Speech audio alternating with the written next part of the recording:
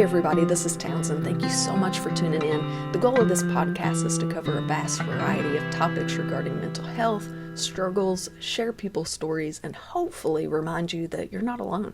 I hope you enjoy. Hey everybody, it is Townsend. I'm so excited. So tonight I'm going to be chatting with Michael Aaron, which when you see him, it probably looks familiar. And that's because you see him on Channel 11 THV Newscast. I'm really excited. I actually just posted a little clip of it, but Michael invited me to help share my story on a show that he does called Mind Matters, which is really neat. It's a similar audience as this one, just kind of bringing awareness to mental health and all of those things. But he invited me to come on, share my story, and I am so honored to get him to share his story today. So thank you so much for taking time out. I watch your page and I can't keep up with everything you're doing. Like, well, likewise. Now I don't know if you're like on in the mornings or the night. And the other day I was thinking, is he just on like all day? It just kind of depends on the day, I think. So usually noon and before is when you'll find me, but there are days when you'll catch me on the evening shows, filling in on the weekend evenings, that sort of thing. So yeah, I keep seeing you post. I'm like, okay, he just doesn't sleep, basically. No, I have to get my sleep. I have to get at least 6 hours. So, we'll get to that later. Yeah, totally sidetrack. What time do you have to be at work when you do the morning set? Hey, here's the good news. Tomorrow morning, the timing of this worked out perfectly that I do not have to be at work in my normal time. Yes. So I usually get up around 2:30 at work I have a Zoom call at 3:15 and then just kind of go from there. Sometimes I can start from home, go to my live shot.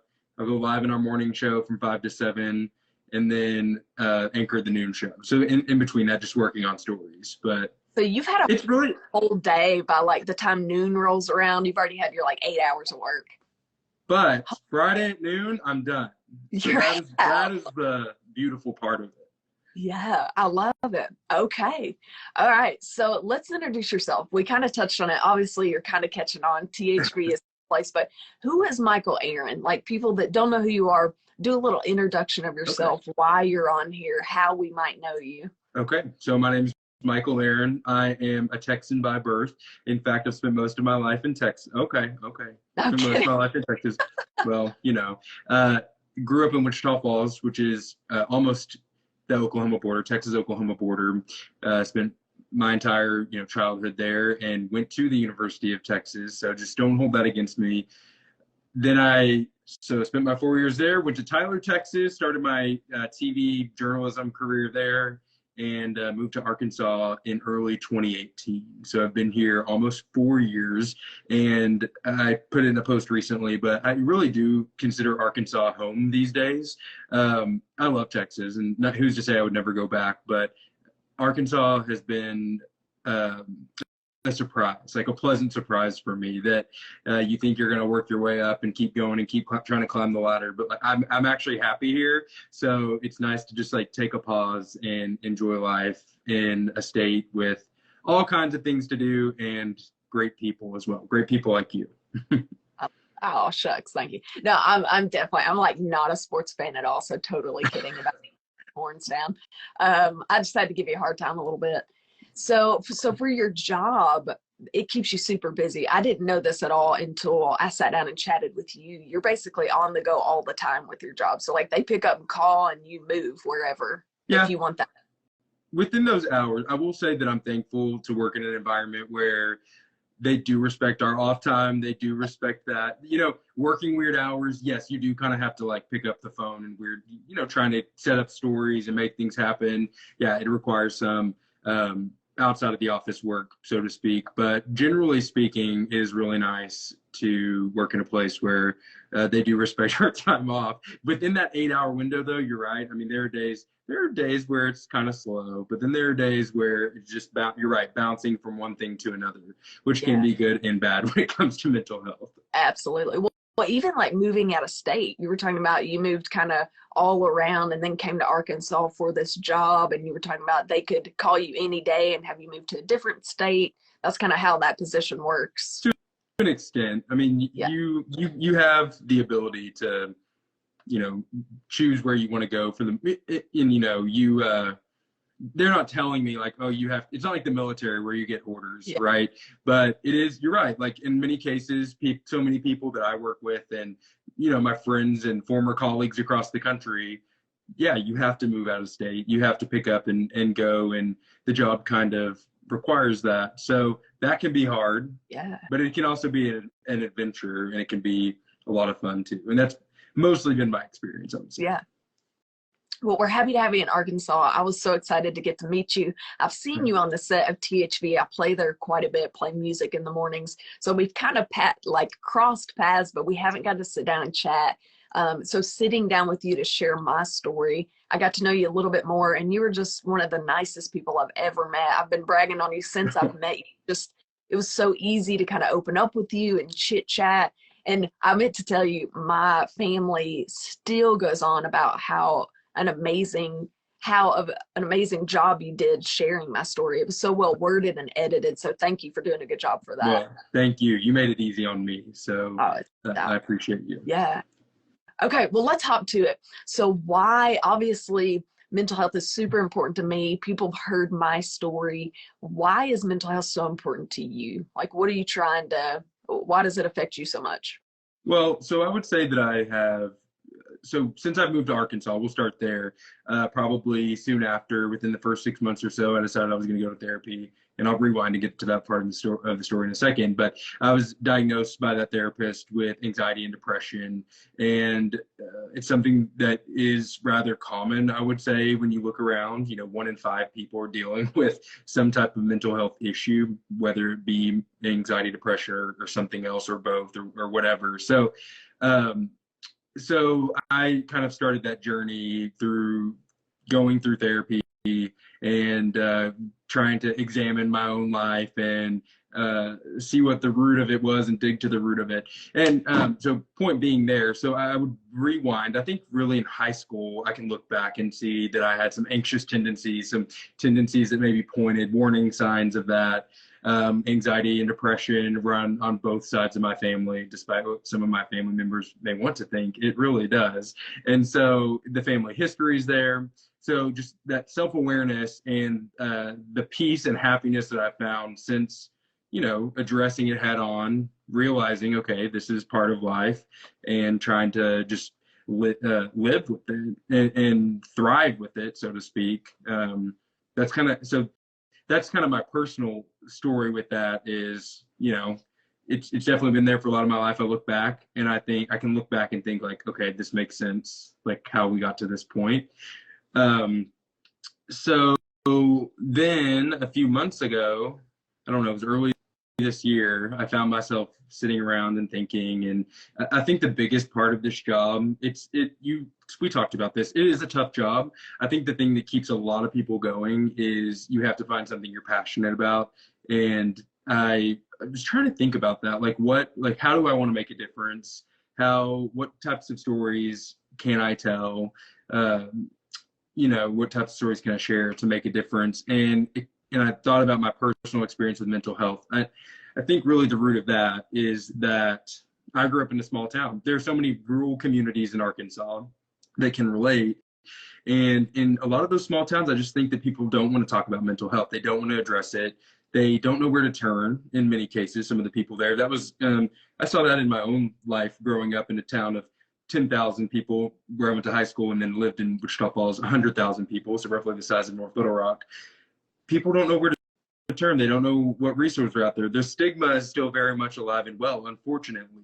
And so in May, I was just talking to one of my coworkers, Dorian Kraft, at the time. She was our sports anchor, and we were just kind of sharing our own stories with each other. And then it just kind of clicked, well, why don't we try to share this with our viewers so that they do realize that they're not alone, and that, we're on TV, which with that said, I'm just a normal guy, just like anyone else out there. Just because we're on TV doesn't mean that we're immune from life challenges. That's what I said in that piece that we did together. And so shared that story, and then thought, okay, now what from here? Okay, well, I can share some of these stories and try to share personal stories like yours, but also share stories about resources that are available all across the state of Arkansas for people who maybe don't know where to turn. Yeah, I love that. Absolutely. Like I said, it's kind of, it's a project after my own heart for sure. When I saw yours come out, I was like, oh my gosh, that's so similar to what I'm trying to get out, and the exact same cause. Like, my goal is literally to just to help one person feel a little less alone. And the way that it's kept going and doing, it's been amazing. So I imagine your project has as well. Well, and I think that's why we clicked. In fact, I think you reached out to me about this before I even put it all together, and then I shared your story. So yeah, I think that you're exactly right that our missions are very similar. You know, and I don't hear necessarily, if I go back in the comments and I read some of them, I have seen comments of where, you know, a certain story maybe help someone or touch someone, and anecdotally about, you know, I had a story about a program at UAMS that offers free mental health services via telehealth, and they told me that the phones were ringing off the hook after the story. And so that was a good feeling, right? There's still work to be done though. Yeah. So, you know, whatever it takes, one story a week is typically what we do.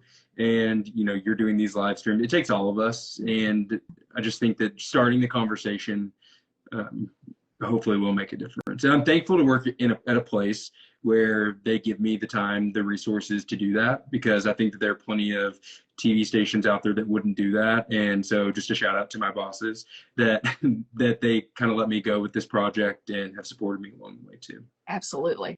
Absolutely. Hey there. Thank you so much for tuning in to You're Not Alone with Townsend. If you're enjoying these live streams and podcasts and want to see them continue, head over to patreon.com/TownsendTmusic. Your support means that the research and time and effort that goes into each one of these episodes can continue, and we can reach out to more guests and do more awesome things in 2022. All right, back to the conversation. Like I said, I've been on THV several times. You guys are so supportive of not only myself, but things like that. I think that's cool. I love that you have THV frozen on the screen in the background. Like, what a shot. Well, we got used to going live from home and doing the news from home during the pandemic. So I love it. That extra touch in. Not too long ago, I actually had Laura Monteverdi, which used to be on THV. She's now on Channel 4 now. But she was so amazing and so vulnerable with her story. So it's kind of cool to have someone else from the staff with a completely different story from hers. So let's go ahead and jump into it. So we talked about anxiety and depression. I thought something interesting: anxiety disorders are one of the most common mental health issues in the United States. And they don't have studies from 2021, which I am ready for, because I want to see how 2020 affected these anxiety rates, right? So anxiety affects like over 40 million Americans. And again, these studies were done quite a bit before 2020 when COVID hit and all of those. They're still doing those statistics. And they talked about people with anxiety are like 5 times more likely to go to the doctor and have all these, you know, symptoms and signs and just not feeling good. So it's super important to address it. And like you said, something I find really interesting is that you look back now that you've addressed it face on, and you're like, oh my gosh, okay, maybe that was anxiety, right? Because in the moment, sometimes it can present as something else and you don't know, and you're like, I'm having a heart attack. And then later when you address it, you're like, oh no, wait, that's anxiety. That's right. Hindsight's 2020, right? It always is. It's so annoying. The cliche would be true, but it is very true.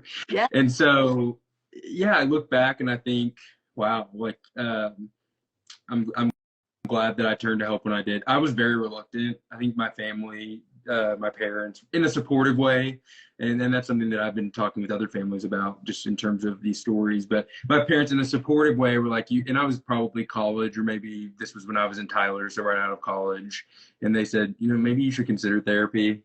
And I was like, and not in a mean, you know, not in a mean way, but just like I was amped up, like, you know, and I was reluctant. And then finally I got here, and I think I just found myself in a place. I was kind of depressed. Moves are hard for anxiety, for depression.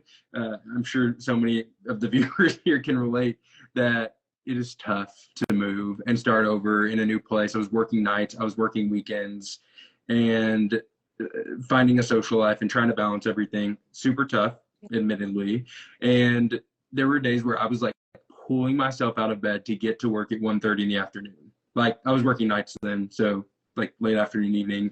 And I think that was the point where I was like, okay, I'm going to put my pride aside, so to speak, and go find someone to talk to. Yeah. And thankfully I did. But, you're talking about the numbers from 2020. We just ran a story this morning, actually, that the first numbers, the first estimates, I think, are out there in terms of like the increase in mental health issues for people from 2020. And of course, we're seeing a rise in that, a surge. And especially, if I'm not mistaken, so please don't quote me, it was in the journal Lancet, I think, and it was women and children, or young people especially, who dealt with that the most in the last year. So oddly enough, it's always been women. So women are almost twice as likely to suffer from things like this. And they're not really sure why, but it could be, I hate to say this because people just roll their eyes, but a lot of gender roles, they take on the role of the mother now with, gender roles changing. Now the moms are working out of the home and they're doing this. And I feel like people are just juggling a lot. It can have a lot more to do with that. But yeah, for some reason, women are more likely to have the anxiety and the depression to go on, which is pretty me. The numbers had jumped. If you go back and look at a chart, so from like the 80s, when they started looking at all this, it's literally like this. And I feel like social media and all these expectations and changes with everybody, it's taken a lot. it also makes me wonder if we're just more aware to some degree too. You're right. The factors that we all deal with, social media is a huge one among kids. We hear that. You see that in the studies. But I just wonder if we're more aware and we are more open to having these conversations and addressing these issues head on and self-evaluation.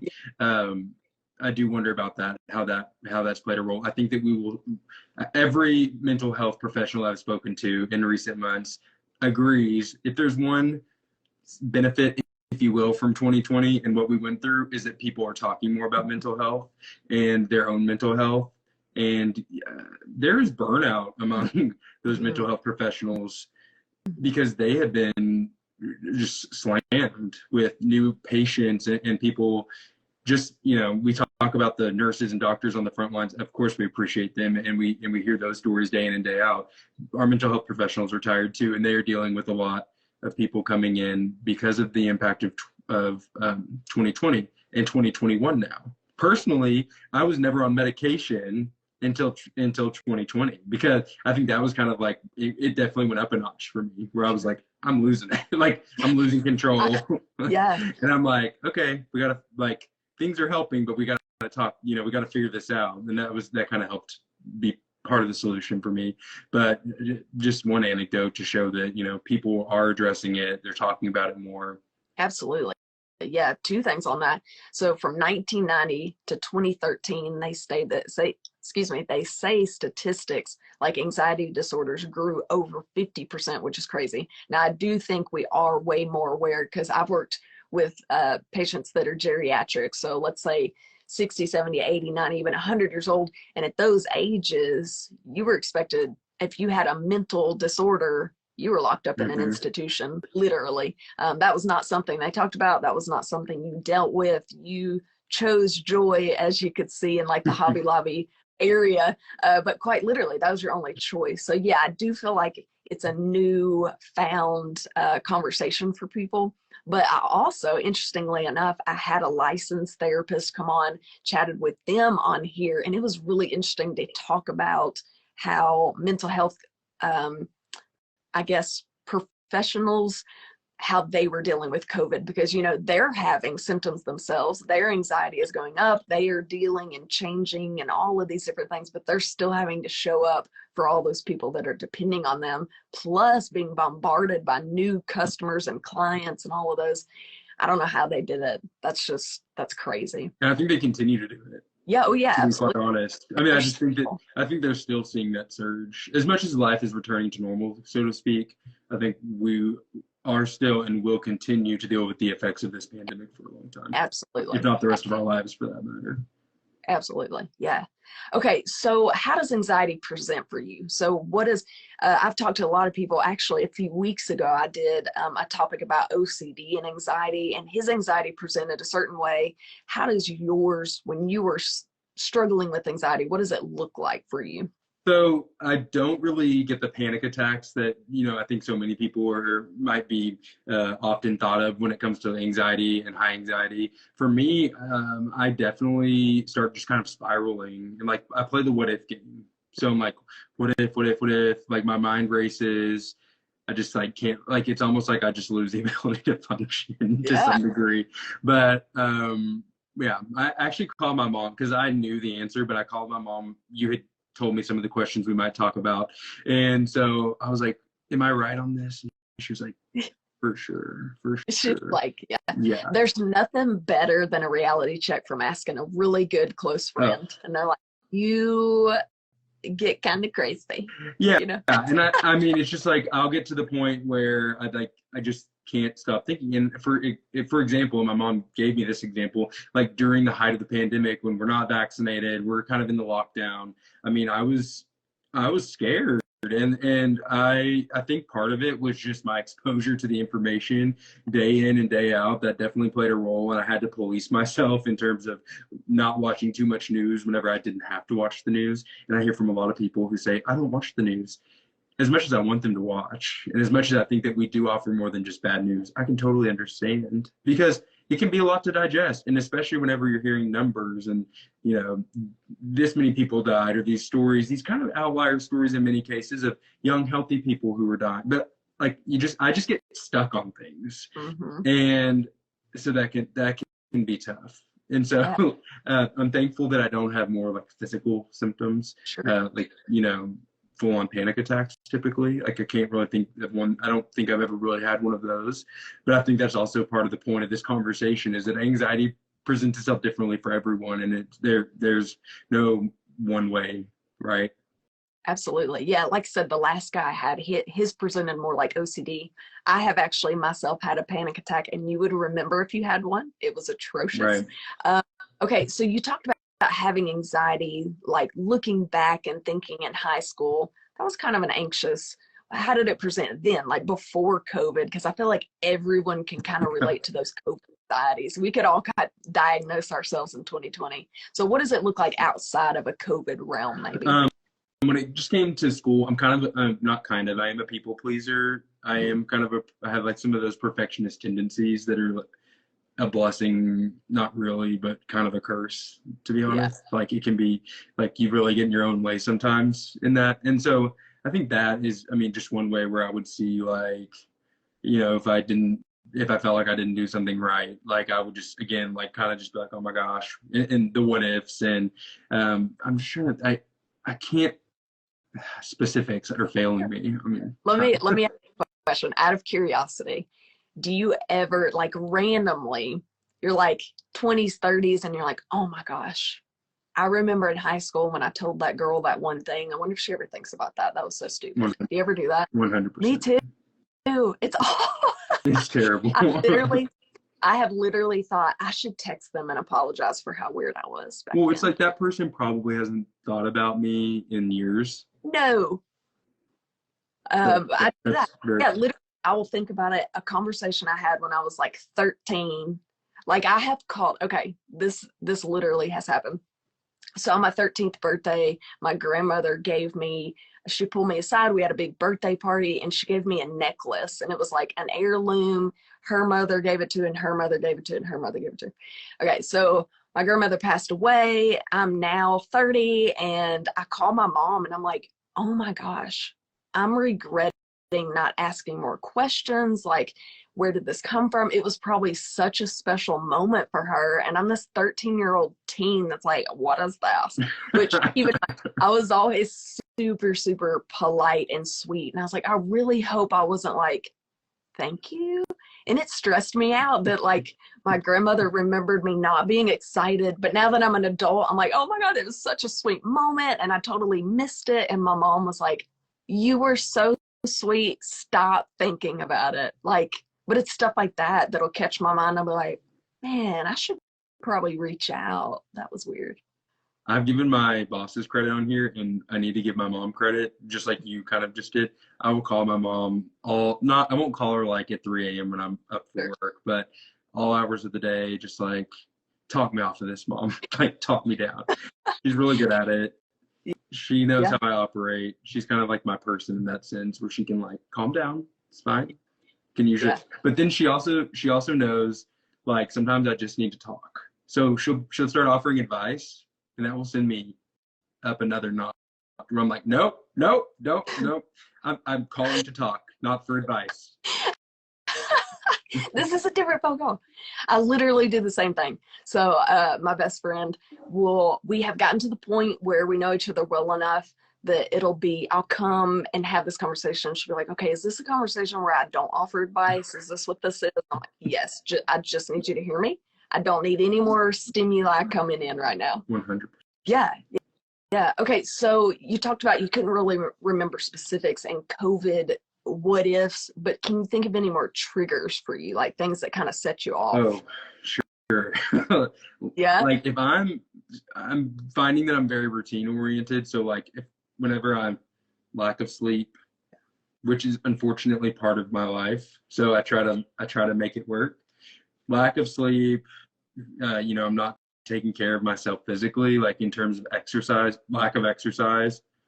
Those things just, I think, put me in a place where I'm just more vulnerable to being triggered to, just spiral into anxiety.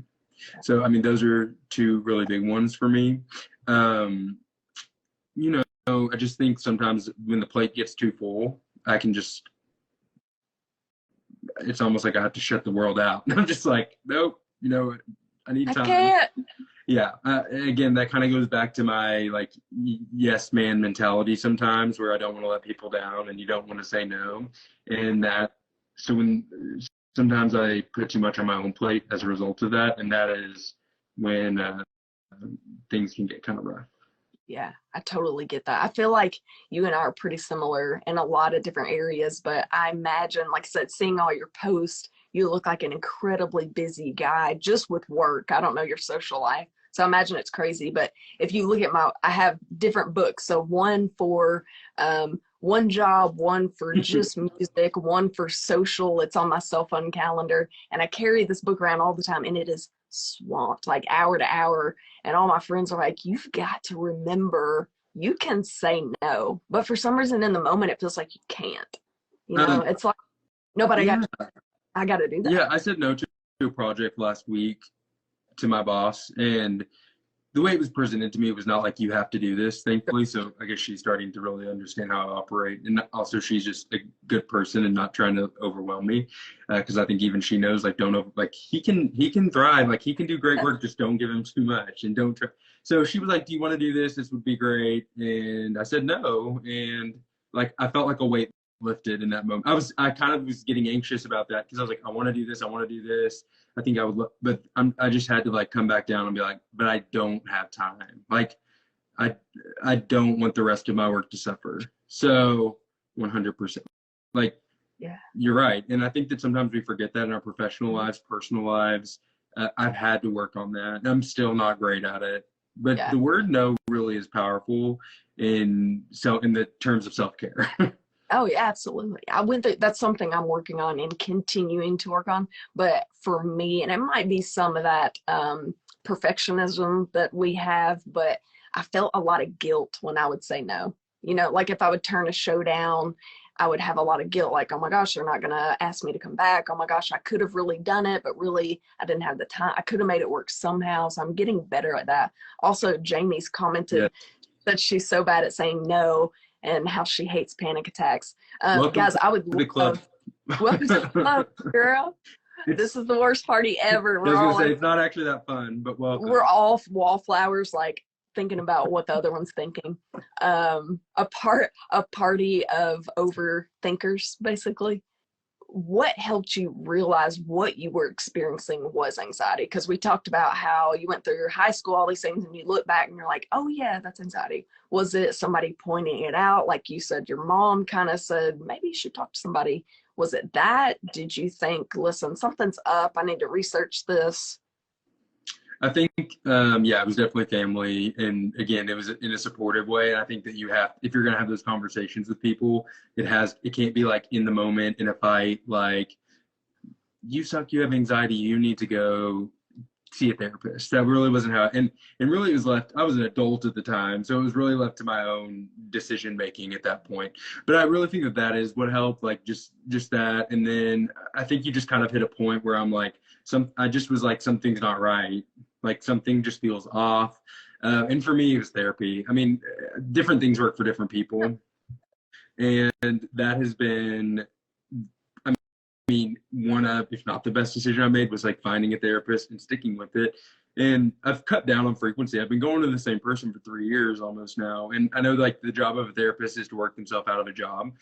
And I mean, there are probably times where like I could go without it, but that consistency of like every other week now, sometimes it's once a month, just depending on my schedule, just checking in, having that third party to like really help talk through things. And again, get to the root of things, because there were things like from childhood, from high school years, from developmental years, even to today, where like I'm still figuring myself out. It's a journey.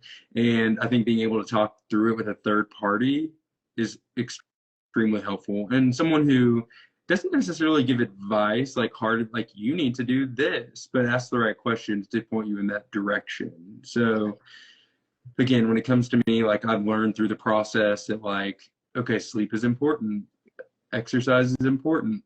Like those are two things that I can do as preventative. Meditation's another one for me that I'm not really great at. Like I can do it, I'll go for like a month and then I kind of like forget, and then it just kind of, but really whenever you stick with it and you give it some time and you work through it and just like build up, that is helpful for a lot of people, and really to some degree it is me as well.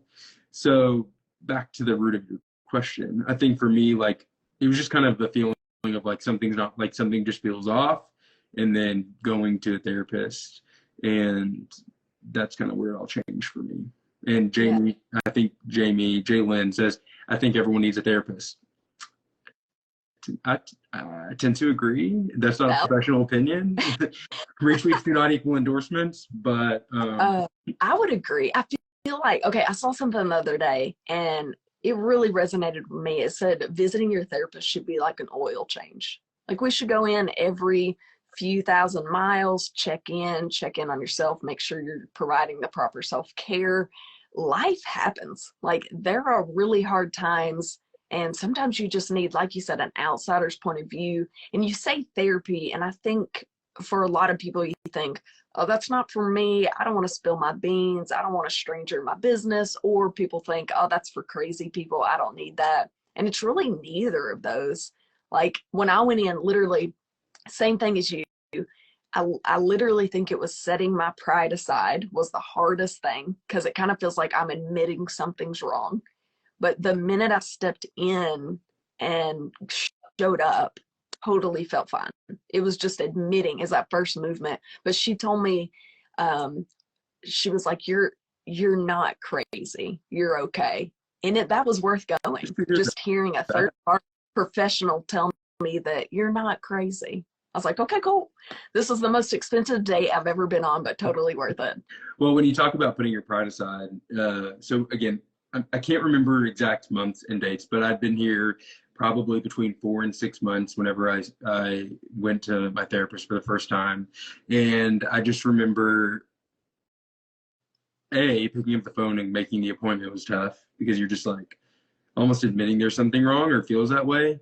And then I like have to basically drag myself in there. And then I sit down in the waiting room, and then my mind starts racing. What if someone recognizes me? Which, again, I was a totally different person at that time, I think, in the sense that like that bothered me. And here I am on Instagram Live and on TV just talking about it, which is freeing in many ways. But you know what? By the time I got in there, I don't know what it was, but I felt comfortable. And I was that person that the moment I sat down, I just started to spill my guts. I was just like, all right, what do you want to know? Okay, let's start talking. And then I've been going to the same person. I think for some people, though, you do have to find, maybe I just trusted her in the moment, or something clicked, or maybe it was just a chance that I took and it paid off. But I've heard it said that you kind of have, like, finding a therapist, you alluded to this, is kind of like dating, in the sense that you have to like find the right person who works for you and who understands you and who you feel like you have a connection with. So I got really lucky. Yeah. And also my running joke now is like, I can sit here and say whatever I want to say because it's protected by HIPAA. So, ha ha ha. Like, yeah. But really doesn't talk about you and just doesn't spill your name. No, I'm kidding. Whatever. Yeah, thankfully, lucky as well. I was the one that went in and was like, and she was like, so why are we here? And I'm like, yeah, that was me. But what's funny is going had me so anxious. I was so nervous because I feel like same thing as you. I'm a very private person when it comes to personal information. I've had to work on that, like become way more relatable and vulnerable with people, which speaking about it, like I said, is freeing, but it's also terrifying because you're opening yourself up for judgment. I know you know what that's like being on TV. But that's kind of what you have to do. If you're gonna try and change people's lives, you've got to open up yours a little bit, right? Yeah. But yeah, sitting in the waiting room, my mind was just, is this where I'm supposed to be? Should I be here? Maybe I'm crazy. Maybe like, is this even the right person? Is this the right office? Yeah. Did I check in right?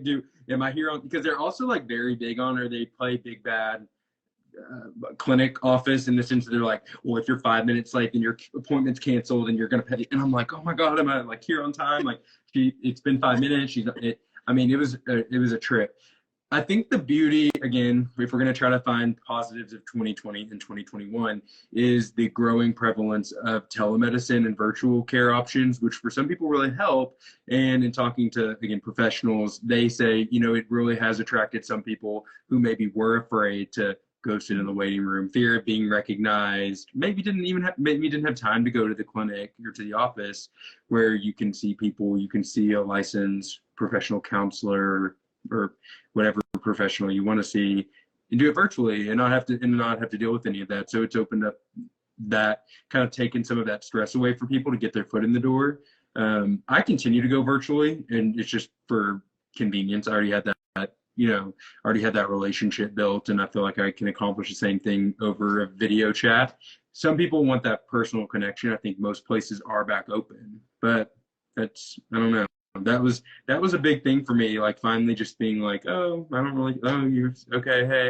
And I don't remember ever getting recognized or no one said anything. The other thing I thought is, well, I'm here for a reason. These people are also here for a reason. So mine was, what are they here for? What do they think I'm here for? Oh God, what do they think I'm here for? Did they think I'm like coming from a padded room? That was my thought. Like, and I just tried not to look at anyone. I'm like, but mine is really good. It's really small. She's got I don't know, it's almost like a sequence down where you come in and you go out another door. And so you almost never see anyone. So it's really thought out. It was a really great tactic. So it's like a revolving door. So I've only seen people a couple of times, but it took me a while to not feel really embarrassed, which is sad. Because I don't know, these people, they're here for something as well, but I'm like, oh God, what do they think I'm here for? Or, oh my gosh, what if they know me from music and then they go home and tell somebody I'm sitting in a therapist office? And it took a long time to be like, I am doing better than the people not sitting here. Like, I'm addressing things that will make me a better person for other people, help me understand other people better. So I've gotten to where I'm like, pat people on the back for going. I think part of that is like societal norms that we were used to. If we look to people my parents' age, grandparents' age, as you said earlier, that was the feeling was, well, you went to therapy, you're crazy. Definitely not the case. I mean, I'm a little crazy. It's fine. Yeah, we all are. We're all a little crazy. It's okay. But yeah, I mean, I won't look back. I don't think I'll ever look back. And in fact, I would be okay. I'm sorry, I just looked at the comments. Jamie, I think, is that her name? Jamie, Jalen. She said 2 minutes late, already sweating. Amen. I've sent emails from the car before. Like, I'm almost there, and thankfully she's super nice. Don't charge me, please. And they never have, no. Because I am pretty prompt. Yeah. I did miss one appointment. They were nice and didn't charge me, so that was nice. I just forgot. I totally lost my train of thought. So yeah, when it comes to, like our parents, it was like, that was kind of I feel like the feeling. Yeah. And I just hope that the next, hi Jamie, yes, I hope that the next generation, that we can at least take some of that away from them, some of that burden or that feeling of something's wrong if you're there. So again, Absolutely. that kind of goes back to full circle of like the goal of why we're here right now and what we do every Monday morning on TV. Yeah, absolutely. And that's what, it's really sad. And that's what I was saying, like sitting in the therapist office, that was a huge phone call for me to make. One I needed to make for not only myself, but other people, to better myself, for me and them. And to walk into an office and feel embarrassed by that is really troublesome to me. Like, that bothers me that I felt that way. And I feel like I'm pretty, excuse me, a pretty confident person. And so, and that's why I do these live streams. Like, it shouldn't feel that way, but societal norms have made it that way. And I feel like, do you feel like we're headed in the right direction with our generation? I do. Yeah. I think that we continue to have these conversations just by friends. Like, I just feel like the dialogue is more open. Even in talking to and doing some of these stories, I get those feelings. I do think, having talked to several people recently, that there are problems with our teenagers right now, a lot of them prompted by the pandemic, and that there are a lot of issues there right now, that teen suicide rates are at an alarming rate, and here in Arkansas and just really everywhere. I think a lot of the social isolation and the pressure from social media and just those type of things. So yes, I think we're heading in the right direction in terms of like getting rid of some of the stigma. I think there's certainly still work to do in terms of helping people not get to the point where they feel hopeless. Right, absolutely. I do feel like suicide, even just like you said, in Arkansas, I feel like I hear about it all the time. There's somebody's student, somebody's husband, an ex-husband, a wife. I feel like I hear it all the time, but it's good that we're talking about it. I feel like suicide, if somebody died by suicide back in the day, it would just kind of be swept under a rug because that was a mental illness. They didn't want to discuss it. So it's kind of good that it's even brought to attention, because then people are like, oh my goodness, suicide does happen.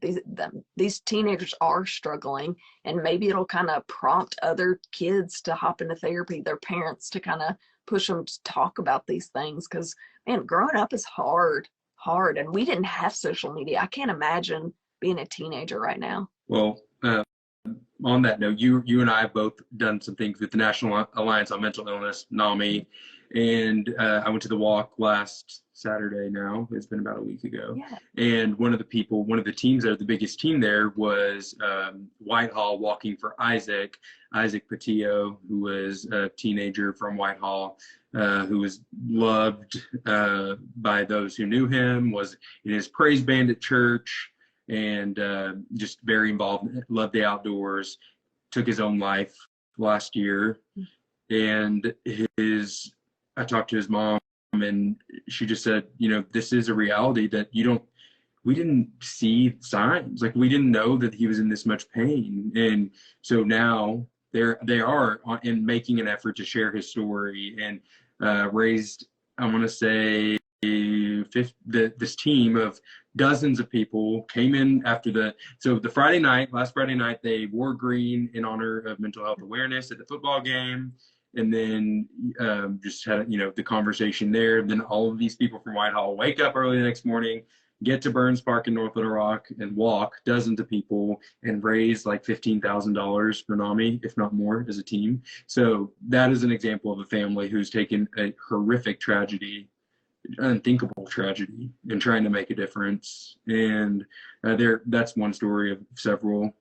There's another young girl who we featured, her family, about a year ago now, and she was in pageants, just outgoing, again, someone who seemed happy, and took her own life.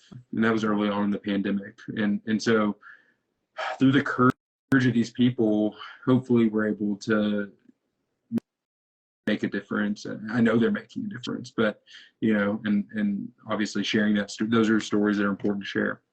Yeah, absolutely. Man, what a brave family to be able to share that. But it is so important to let people know like this isn't really that uncommon and it can affect anybody and everybody. Sadly, I hate that. I actually had a coworker that I worked with. He was about 40, young 40s, the happiest person I've ever met. Never not smiling, joked all the time, was a great, great therapist, physical therapist, was really great with his patients, and he actually died by suicide. I think it's been about 2 years ago now, and we were all so taken aback by it because even me, I feel like I'm pretty self-aware. I feel like I try to be very, very involved with people around me, ask questions, make sure people are like, how are you really? And I never would have seen it. Never would have guessed it. We chatted, had deep talks, super family oriented, loved his kids, his wife, went to church all the time, super involved, and had no idea, no idea. So it can affect anybody and everybody again, sadly, but I'm really glad that these families have stepped up and are bringing awareness, and you too, with your Mind Matters show. It's really important word to share. Well, I appreciate that. I think one thing that I really want to point out is I've heard anecdotally from coworkers who have approached me, friends, people, again, on social media, a few who don't know where to turn. I think, crisis or not, just maybe like we're in a position like me where I think I want to talk to someone. Healthcare for a lot of people is expensive, even with insurance, depending on your plan. And so some people, I think, struggle to find affordable options. And so that's part of the mission too, is to try to make sure that people understand the resources that are available to them. And so I just want to point out that there are a number of places offering free or low cost options to at least get your foot in the door somewhere. I mentioned UAMS AR Connect. That is a new program that started during the pandemic that offers, so they call it like a virtual urgent care for mental health issues. So if you're in crisis, call 911, go to the emergency room. But if you find yourself in a position where you really need to talk to someone, you really need medication, you don't know where to turn, it is a virtual clinic where within, I think, a couple of days, you can find someone, talk to them, and then you get, I think, 6 free sessions, and they refer you out they'll help you find those long-term resources. I did a story with Centers for Youth and Families last week. They're the community healthcare provider for Pulaski County south of the river, so the city of Little Rock, basically. Another option where your financial situation doesn't matter. So I just want people to know that there are options out there, and just reach out. NAMI is a great place to turn. There are a number of hotlines. Reach out to me, reach out to Townsend, send a message and just ask, because I think that it's easy to think like, oh, it's just tough, or oh, there's nothing out there. But really, I just hope people know that there is something out there if this is something they want to explore. Also, when it comes to your benefits at work, I believe through our EAP with my company, which we're very fortunate that they give us so many free sessions for therapy every year. Teledoc, if you have Teledoc through your employer or something equivalent, they may offer mental health care options, whether that's medication management, therapy, whatever it may be. So sometimes you do have to put in a little bit of work, but I think it's worth it if you do. Yeah, it's just like anything else. Insurance is super confusing, but don't let don't let it defer you or stop you from finding help. I love that you're providing those resources, because those are things that even I have trouble keeping up with to refer people to. NAMI's been my biggest one to refer people out to certain counselors that have helped sponsor these things. I've kind of sent people off to them. So it's good to know that those free services, that is amazing. I love that. We kind of talked about this earlier, but you recently got into advocating for mental health. Like I said, you've got Mind Matters, which is a segment on THV that you do once a week. What helped you make that leap? Like, what catapulted you into doing that show? I think the main thing goes back to my roots, my childhood and where I grew up, and just the fact that people didn't talk about this. And I think in those rural communities, again, we have so many of them here in Arkansas. This is a very rural state, and we just like to speak things like growing up in a small town. There are pros and cons. In my case, I just saw a lot of people not. I don't remember ever talking about mental health truly before maybe college, definitely, or like my early adult years out in the real world, so to speak. So I think it just went back to that, where I think there are so many places that these conversations are not happening, and by hopefully being a relatable figure to people, to use my platform to try to share these stories and share these messages, where hopefully someone like me or someone like the people who I grew up around, like it kind of does go back to that, who maybe needed help and weren't able to find it, or didn't know where to start, or didn't know it was okay to talk about it, to just try to spark those conversations. Yeah. And that's not just an issue in rural communities. Don't get me wrong. I think that even in the city of Little Rock, the city of Conway, I mean, we can do a much better job of having these conversations. I'm not picking on small towns by any means, but I think that that's kind of where it really started for me, is like, well, we need to talk about this. I mean, that's just really all there is to it. And then as I started looking for stories, I realized, well, there's no shortage of them. And talking to Buster Lackey, the director of NAMI, he's like, you could do a story every day for the rest of your life and still have stories to choose from. So there's no shortage. And it's just a conversation that is becoming more prevalent, but still have work to do. In fact, I mean, we do a health segment on our air that's scheduled every other week.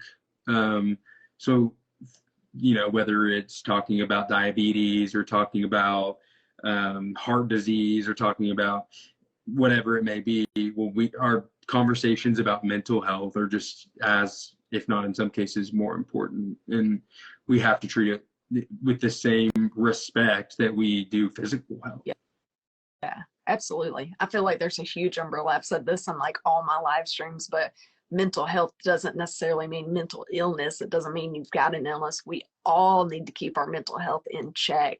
You've got like your physical, your mental, your spiritual, all the things that are keeping you aligned and keeping you functioning. And like you said, it's just as important as physical health. We just haven't really talked about it before. People would just be like, yeah, be happy and just don't think about it. You'll be fine. And that's not really. Yeah, and that's another thing. I grew up in a very loving, supportive household with a great support system, great friends. I've always had what I feel like is a great support system, and I have great friends here. And so I think it's easy for people to find themselves thinking, I have it all. What is wrong? Like, nothing can be wrong with me, or feel selfish that they would want to reach out and ask for help, or maybe don't understand what's going on. And in many cases, these things are beyond our control. I mean, yes, you can work to manage what you're dealing with and to, you know, not, again, you don't really get over it, I don't think. I think you learn how to live with it and manage it and thrive amid all of it. But I just think that that's another thing, is that I super blessed. And that doesn't mean that that doesn't make you immune from mental health challenges. And I think that's another thing that we have to make sure that people understand. Yeah, life is full of stressors. It's going to come up. Like I said, checking in with a therapist, keeping up with your mental health should be like an oil change. We should be checking in, making sure we're in tip-top shape every so often, whatever benefits you best. But we got to make sure that we're on top of it. No matter how blessed, how supported, how whatever, we still have hard days. We still have stressful days. And for some people, it goes back to genetics or a traumatic experience from childhood that kind of shows its head later in adulthood. It's just brain is a crazy, complex thing. We got to keep the whole body in order to keep functioning. All right, so let's wrap it up. Michael, how can people find you and these segments that you were doing? Okay, so social media is the place to go typically. I try to post all of them on social media. So that's facebook.com/Michael F. Aaron. Twitter @Michael F. Aaron. And what do you think my Instagram handle is? @Michael F. Aaron. Try to keep the brand consistent. I like it. So that's where I post them. Also on our website, if you go to thv11.com, and at the top, so I'm on the morning show as we discussed. So on the top, there's a tab that says Wake Up Central. That's the name of our morning show. And you can find them there. I think even if you search Mind Matters in like the search bar on the website, it should pull up most of those stories as well. So they're out there. We've done, I think, 16 or 17. So it started in July. So, and that's just the beginning, I hope. I love it. I love it.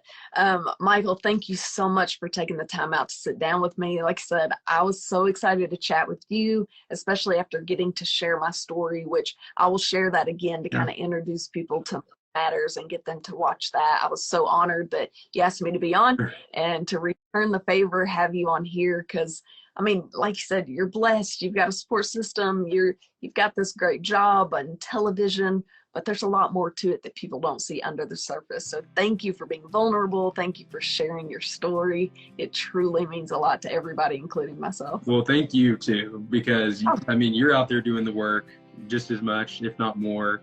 And I appreciate you too. And this opportunity means a lot. Yeah. All right, everybody, have a good evening. Michael, thank you so much for joining me. See ya. Thanks. All right, see ya.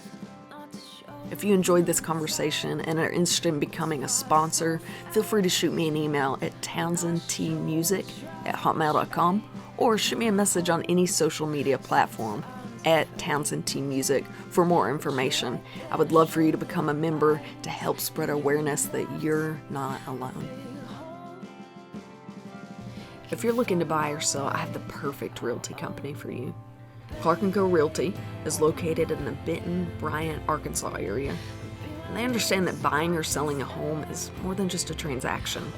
It's a life-changing experience. That's why their team of highly seasoned real estate professionals is dedicated to providing exceptional, personalized services for all their clients. They truly take great pride in the relationships they build, and they always work relentlessly on the client's behalf to help them achieve their perfect real estate goals. They always have the client in mind, and I can speak firsthand when I say how reliable, trustworthy, and quick they were. When I was looking to buy my first home, they were there with me every step of the way, answering every question I could think of. They showed me a great amount of knowledge and patience through the process. It's no wonder they've won so many awards for their outstanding services and their excellent relationships with clients. So if you're looking to buy or sell, there is no better option than Clark & Co. Realty.